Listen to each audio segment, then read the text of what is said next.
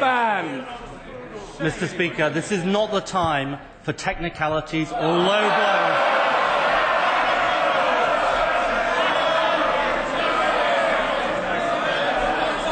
We have said consistently throughout this process that this bid should be referred to the Competition Commission. This is the right way forward, and the Prime Minister, instead of engaging in technicality, should speak for the country on this issue, because this is what people want him to do. I hope he will go off from this question time and think again, because it is in the interest of the media industry and the British public that this is properly referred to the Competition Commission in the way that all other bids are dealt with.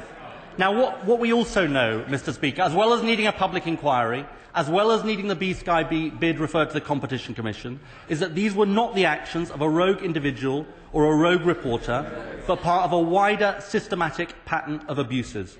The public see a major news organisation in this country where no one appears prepared to take responsibility for what happened. Nobody is denying that Millie Dowler's phone was hacked. And nobody is denying it happened on the watch of the current Chief Executive of News International, who was editor of the newspaper at the time. Will the Prime Minister join me if he believes in people taking responsibility, in saying that she should take responsibility and consider her position?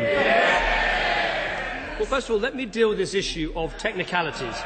Because I have to say to him, when you're dealing with the law, you have to look at the technicalities, because there's something called due process that you have to follow. That is necessary for any government, and I'm sure he understands that. In terms of News International, everyone at News International has got to ask themselves some pretty searching questions, and everyone at News International is subject to what currently is one of the largest police investigations underway in this country. What I think is we should let the police do their work. They must follow the evidence wherever it leads, and if they find people guilty of wrongdoing, they should have no hesitation but in making sure they're prosecuted. Mr. Miliband. Mr. Speaker, I don't know from that answer whether he says that the Chief Executive of News International should stand down or not.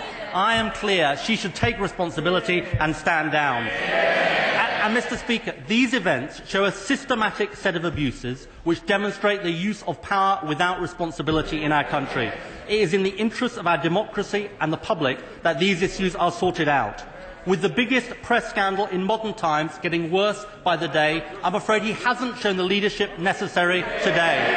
He hasn't shown the leadership necessary on B-Sky B. He hasn't shown the leadership necessary on News International. And isn't it the case, if the public is to have confidence in him, he's got to come the thing that is most difficult. He's got to accept that he made a catastrophic error of judgment by bringing Andy Coulson